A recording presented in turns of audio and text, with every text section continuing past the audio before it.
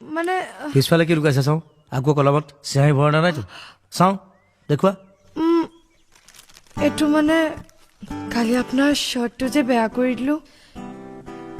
সেইকাৰণে এটা শ্বাৰ্ট নতুন তুমিও যে আৰু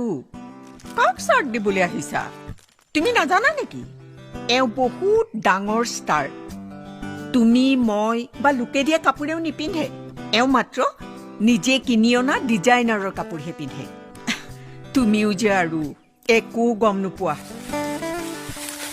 আহা মোৰ লগত আহা